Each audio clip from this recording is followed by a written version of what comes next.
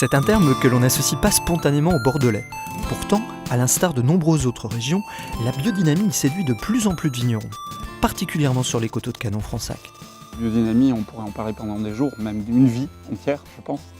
Mais à mon avis, ça découle de l'agriculture biologique. C'est la cerise sur le gâteau, c'est la customisation de l'agriculture biologique en fait.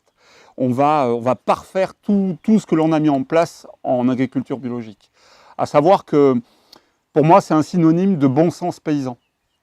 C'est que nos anciens, ils prenaient un calendrier lunaire et puis ils savaient qu'à telle période, c'était mieux pour les semis, c'était mieux pour la récolte. Alors la biodynamie, puisqu'il y a derrière il y a une philosophie, c'est de faire bien comprendre aux paysans, à l'agriculteur, c'est qu'il a la capacité d'acquérir des connaissances par lui-même, qu'il ne dépend pas d'un savoir qui serait dans les mains d'autrui. Toute connaissance est à sa portée. C'est un philosophe autrichien, Rudolf Steiner, qui a posé les bases de cette agriculture au début du XXe siècle. Dans les faits, la biodynamie relève souvent d'un cheminement personnel pour ceux qui la pratiquent. Un cheminement qui se traduit par une nouvelle approche de leur travail. La condition de démarrage, c'est plus de pesticides, plus d'herbicides. Et le travail du sol. Voilà, qui est important pour redynamiser tout ça de façon naturelle. Après l'utilisation d'un calendrier spécifique, qu'on appelle le calendrier des semis, qui est un calendrier qui prend en compte les phases de la Lune, mais les alignements de planètes aussi. Et donc ça c'est biodynamie. Là, on passe au stade au-dessus que le calendrier du jardinier classique. Alors bien sûr, le b.a.-ba, c'est que le sol soit travaillé. Enfin, qu'il n'y ait aucun désherbage des sols chimiques, tout ça. Si le travail du sol est l'une des bases de la biodynamie, cette approche permet aux vignerons de s'exprimer sur une terre vivante. Vitalité renforcée par l'utilisation de préparats naturels, véritable exhausteur de biodiversité, aérienne comme souterraine. Après, donc, l'utilisation de préparats, donc des préparats que l'on peut faire nous-mêmes.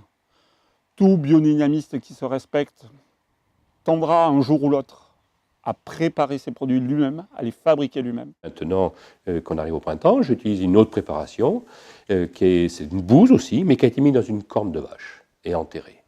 Alors pour faire symboliquement prendre des dates, on le fait à la Saint-Michel, donc le 29 septembre, et on la déterre, donc on la met dans la corne, on la met dans le sol, et on la déterre à Pâques, cette bouse de corne. Et elle, on va l'utiliser plutôt au printemps dans une plantation. C'est elle qui va permettre à réveiller le sol, à permettre à ce que la plante s'imprègne bien, se lie bien au sol. Mais elle est complétée par son opposition, qui est une scie de corde, un quartz, donc qu'on a également mis dans la corde, mais qu'on a enterrée à Pâques pour la déterrer à la Saint-Michel. Ces préparats, utilisés à dose homéopathique, seront ensuite dynamisés avant d'être pulvérisés dans les parcelles de vigne à des moments très précis. Ce qu'il faut extrêmement comprendre en agriculture biodynamique, c'est que le cœur de la biodynamie, c'est la dynamisation. C'est la dynamisation.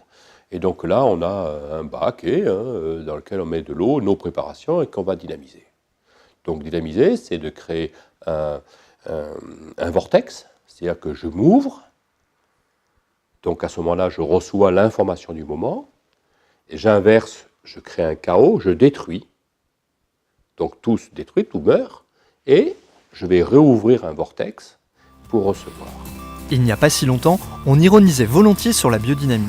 Aujourd'hui, certains des plus prestigieux domaines de l'Hexagone la pratiquent pourtant. La reconnaissance d'une méthode qui, si elle n'est pas en soi une garantie de supériorité qualitative, garantit en revanche de produire des vins sains et vivants dont la profondeur et le relief devraient séduire les plus sceptiques.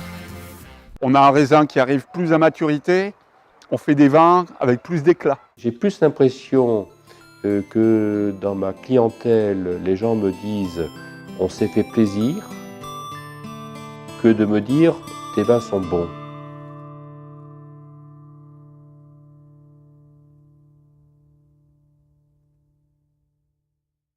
Le village de Fronsac est bientôt entièrement entouré de vignes en bio et en biodynamie.